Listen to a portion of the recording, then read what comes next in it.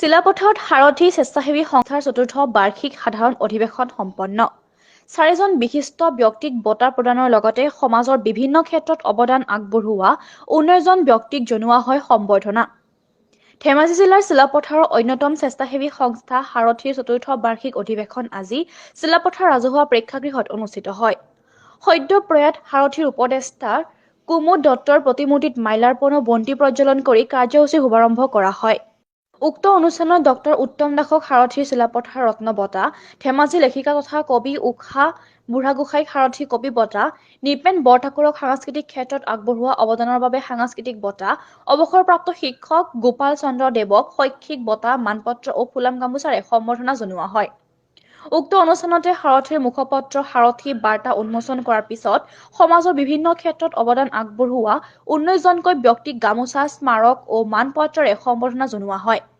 উক্ত অনুষ্ঠানতে সাৰথী নৱ প্ৰতিনিধি সভাই নিৰ্বাচিত সভানেত্ৰী অমিলাতাই মিলি, কাৰ্যকৰী সভানেত্ৰী বেনিতা চেতিয়া, মুখ্য সচিব মনোজ দাস, সচিব বিজয় বুঢ়াগোহাঁই আৰু প্ৰসঞ্জিত নমশূদ্ৰক লৈ 21জনীয়া সাৰথী নতুন সমিতিক চিনাকি পৰ্বও সম্বৰ্ধনা জনোৱা হয়।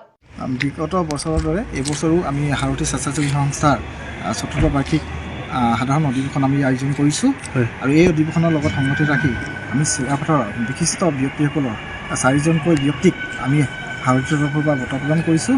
লগতে আমি 18গৰাকীকৈ ব্যক্তিক আমি সম্বৰ্ধনা প্ৰদান কৰিছোঁ আৰু এই অধিৱেশনৰ লগত সংগতি ৰাখি আমি দিহানাম প্ৰতিযোগিতাও আয়োজন কৰিছোঁ। আচ্ছা, এনেই কিবা হয়, আমি সাৰথী বাৰ্তা নামৰ এখন গ্ৰন্থ আমি উন্মোচন কৰিছোঁ। আগন্তুক দিনত আমি ভোগালী উৎসৱ আয়োজন কৰিম। তাৰ পাছত আমি কণ শিশুসকলৰ প্ৰতিক্ৰিয়া বিকাশৰ কাৰণে আমি এটা অনুষ্ঠান আছে আমাৰ। যোৱা বছৰো আমি পাতিছিলোঁ এজাক পক্ষী কাকলি। এতিয়া সেই এজাক পক্ষী কাকলি দ্বিতীয় সংখ্যক হ'ব।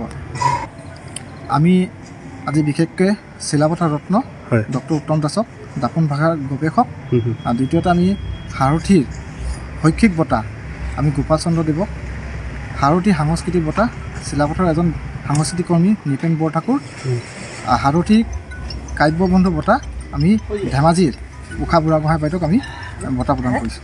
ঠিক আছে। ধেমাজিৰ পৰা সঞ্জয় নাথৰ ৰিপৰ্ট, TTN সত্য সংবাদ।